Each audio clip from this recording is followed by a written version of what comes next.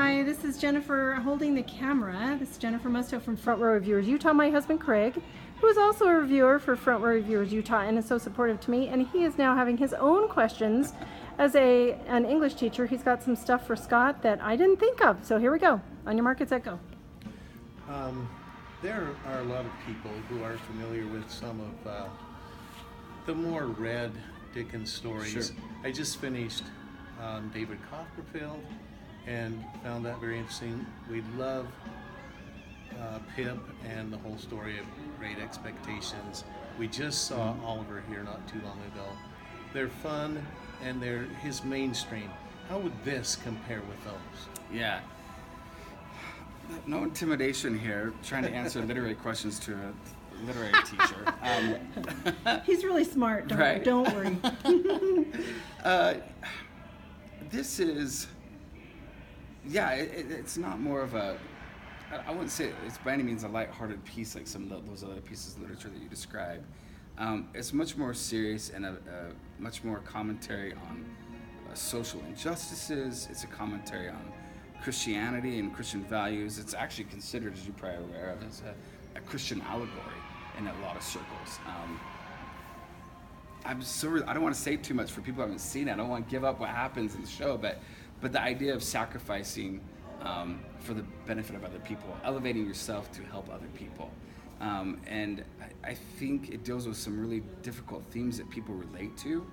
There's themes of abandonment, there's themes of forgiveness, of love, of a rebirth, a resurrection. There's themes of how do we deal with abuse, deal with abandonment. I think I said that. So in those respects, a lot of people will find something or a character in this show that speaks to them. They'll see themselves in this at some point. At least that's our hope.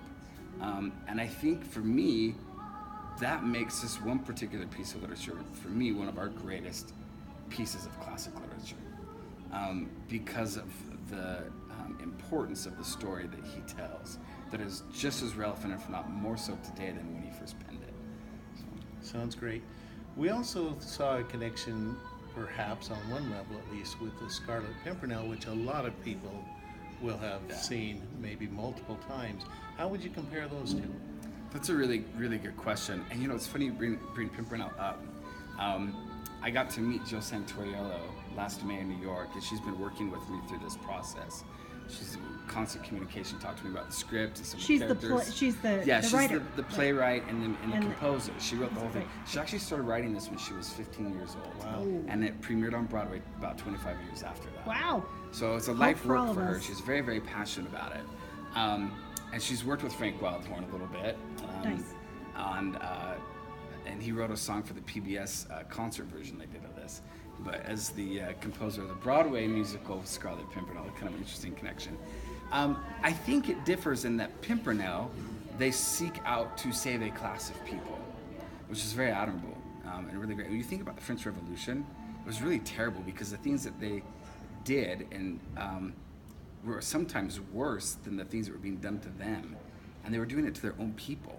I mean, the guillotine is just a awful, disgusting thing, and nobody was safe from it. And that bloodthirst that kind of took over is crazy. But in this show, we see individuals working to save and help each other. So it's people that they're directly connected to or related to, or people that become kind of adopted family that they're trying to save and help, rather than saving the group of class, if you will. And so in that regard, we really look at personal heroes that stand up and do very difficult things to help other people.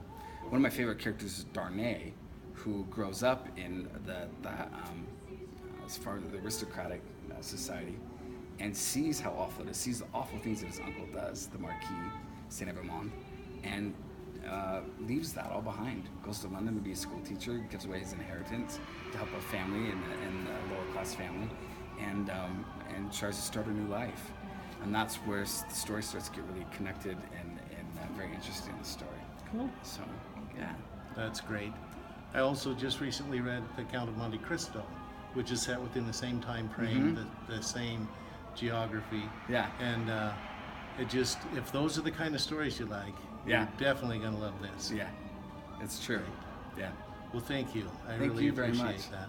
Yeah. Hey. This is Craig Musto for Front Row Reviewers Utah, celebrating the good in Utah arts. Thank you.